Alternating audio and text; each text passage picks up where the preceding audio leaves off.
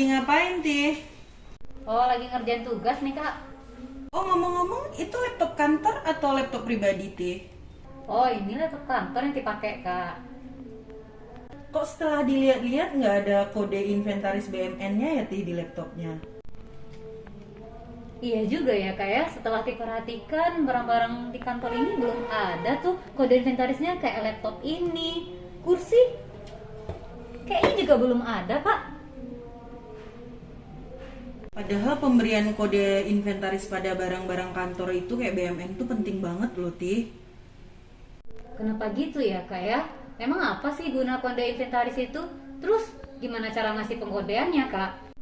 Ya karena kode inventaris itu penting, Ti. Kode inventaris itu kan biasanya bentuknya tuh kayak logo-logo gitu kan. Ada angkanya, ada barcode-nya. Jadi gunanya supaya kalau kita mencari barang itu lebih gampang. Di samping itu juga kita kan bisa menyesuaikan antara apa yang ada di aplikasi itu sesuai nggak sama yang barang kita punya fisiknya ada nggak di lapangan. Di samping itu juga kalau cara pengkodeannya tuh sih seharusnya lewat aplikasi Simak BMN. Jadi di dalam aplikasi Simak BMN tuh nanti ada caranya untuk mencetak barcode-barcode yang harus diletakkan di barang-barang BMN yang kita punya di kantor gitu, Ti.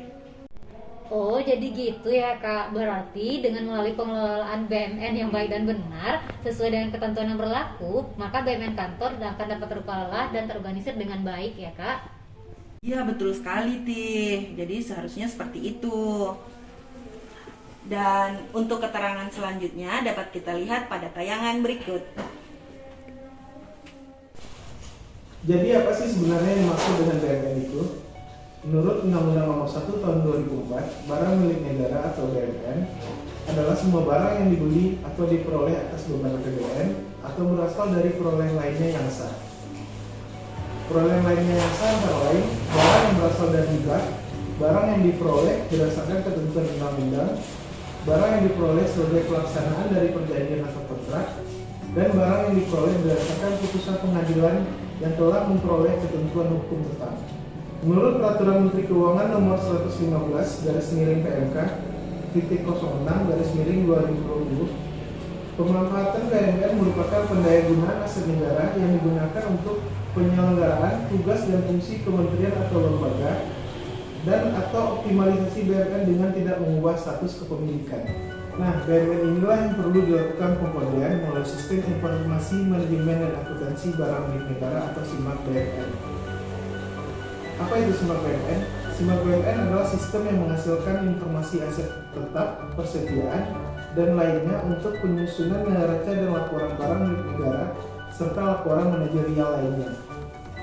Disinilah dilakukan proses pengkodean BMN, labelisasi, tabel kode barang, daftar barang bersejarah, laporan barang, daftar barang keuangan, kartu identitas barang, daftar barang lainnya, hingga catatan ringkas BMN. Pengkodean dan kodifikasi barang milik negara ini bertujuan untuk memberikan keseragaman penatausahaan BMN dalam penggolongan dan kodifikasi BMN dalam rangka mewujudkan tertib administrasi sehingga kita bisa mensinkronkan data yang ada di SIMAK BMN dengan fisik yang ada di kantor kita untuk mendukung terwujudnya tertib pengelolaan BMN.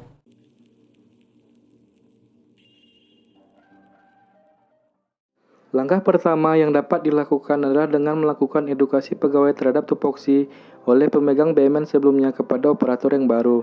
Langkah ini bertujuan agar pegawai yang memiliki kompetensi BMN dapat melakukan sharing pengetahuan dan pengalaman kepada pegawai yang masih minim kompetensi. Langkah kedua yaitu dengan melakukan koordinasi dengan sekretaris dan kasubag keuangan umum dan logistik. Koordinasi dengan atasan diperlukan agar tugas serta kegiatan yang dilakukan sesuai dalam koridor peraturan dan ketentuan yang berlaku. Langkah ketiga yaitu dengan mengklasifikasikan data aset BMN. Langkah ini dilakukan dengan mengklasifikasikan status BMN kantor dan memilah mana barang yang tergolong baik dan mana yang tergolong rusak, serta mentotal semua jumlah barang tersebut. Langkah keempat yaitu dengan melakukan pencocokan data aset di aplikasi dengan fisik. Hal ini dilakukan agar aset BMN yang ada di kantor sama dengan yang ada di aplikasi SIMAK BMN. Setelah seluruh kegiatan tersebut dilakukan, dilanjutkan dengan pencetakan barcode BMN. Setelah itu, menempelkan stiker barcode pada BMN guna mewujudkan tertib administrasi dalam pengelolaan BMN.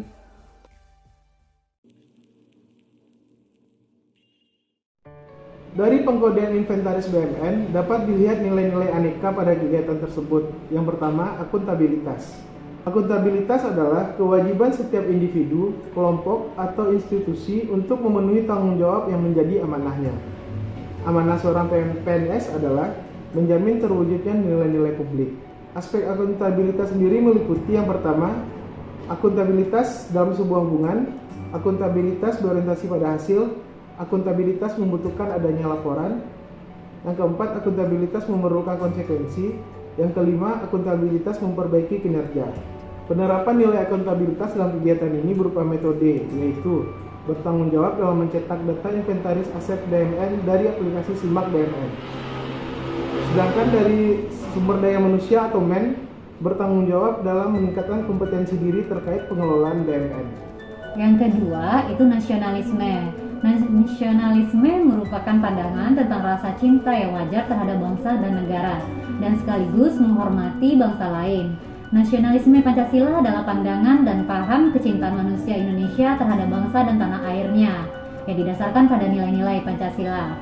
Nah, penerapan nilai nasionalisme dalam kegiatan ini berupa metode bermusyawarah dengan sekretaris dan Kasubag Keuangan Umum dan Logistik.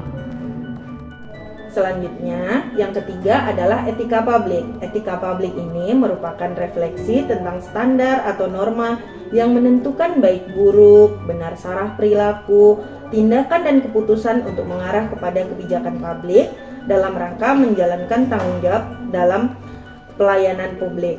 Penerapan nilai etika publik dalam kegiatan yang telah kita lihat dari tayangan tadi, yang dari metode yaitu berupa menghargai komunikasi, konsultasi dan kerjasama dalam koordinasi dengan Kasubagkul. Sedangkan dari nilai SDM-nya kita dapat melihat bahwa adanya tanggung jawab dalam melaksanakan tupoksi.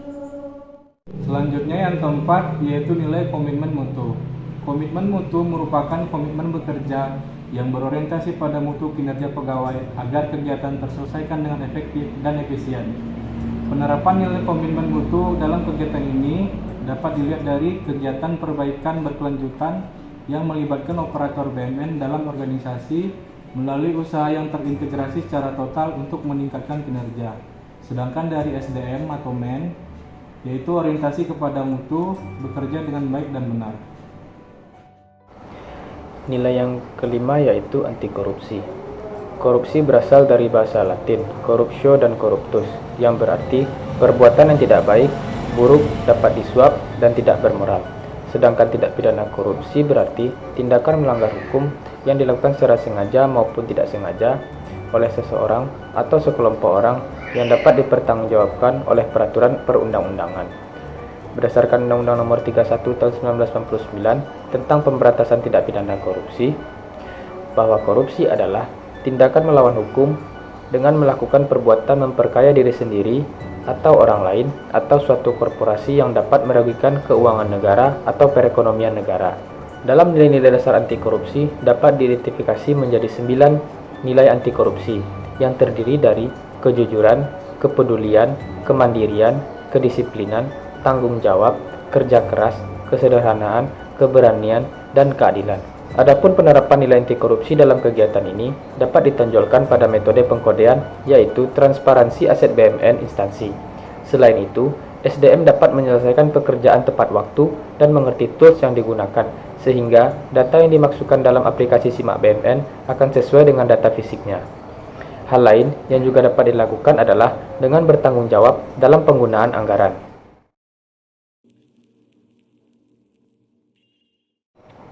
Berdasarkan pemaparan ini, kita bisa melihat langkah strategis serta penerapan nilai akuntabilitas, nasionalisme, etika publik, komitmen mutu, serta anti korupsi atau yang biasa disebut dengan nilai aneka dalam kegiatan perkantoran, khususnya dalam pengkodean inventaris BMN.